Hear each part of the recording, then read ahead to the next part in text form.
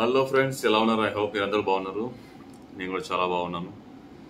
Dhanush the rayon వచ్చేసింది trailer. So ఎలా ఉందో ఏమో చూసేద్దాం ఫస్ట్.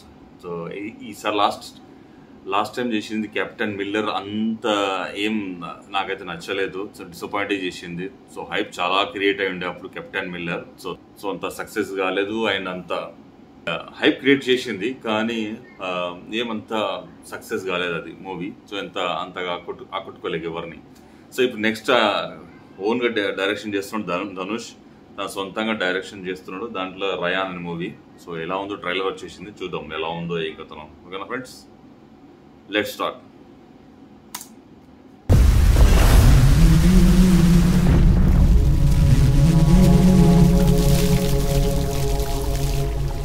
రాయన్, అడవిలో ప్రమాదమైన జంతువేదో తెలుసా? సింహం.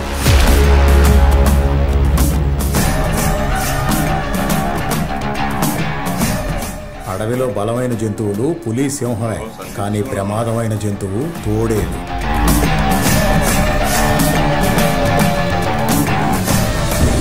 ఎదురుగా నిలబడితే సింహమే గెలుస్తుంది.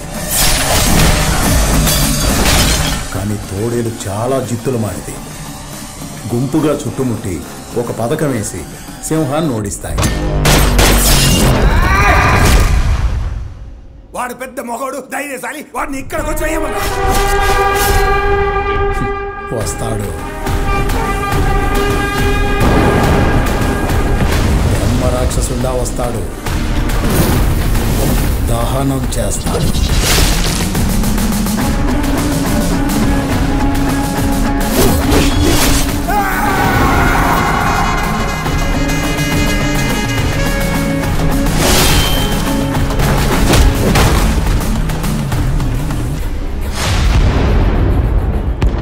రాయన్ వెళ్ళేం చెప్పా? తక్కువ కేసు వాపస్ తీసుకున్నాడు. బతిమాల ప్రతిదీ నీతోనే బ్రతుకంతా మాది నీదే.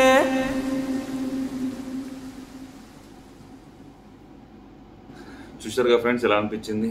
సో నాకు ఓకే అనిపించింది. ఏం పెద్దగా సినిమాటోగ్రఫీ అయితే మరీ దారుణంగా చాలా డార్క్లో ఉంది. సో మ్యూజిక్ ఓకే ఉంది. మొత్తం స్క్రీన్ ప్లే కూడా అంత పెద్దగా ఏం లేదు. చూస్తుంటే నార్మల్ ఏదో పాత ఫిలింలో వస్తాడు చేస్తాడు అనే అదే విధంగా ఉంది. సో నాకైతే ఇక్కడ కూడా కొత్తగా అనిపించలే. ఏ సీన్ కూడా నాకు కొత్తగా అనిపించలే. ఓకే, ధనుష్ ఒక కొంచెం మేకోవర్ కొంచెం కొత్తగా అనిపించింది అంతే. సో నా అంతకంటే ఏమి ఎక్కువ లేదు. దాంట్లో సందీప్ కిషన్ కూడా ఉన్నాడు. సో ప్రకాష్ రాజ్, సూర్య విలన్ అనుకుంటా. నార్మల్ ఎక్కడో చూసిన మూవీ అన్నట్టు ఒక్కొక్క ఫీలింగ్ ఉంది నాకైతే. సో ఎక్కడ కూడా కొత్తగా ఏం అనిపించలేదు. ఏ సీన్ కూడా అనిపించలేదు. నాకైతే ఏమీ అనిపించలేదు.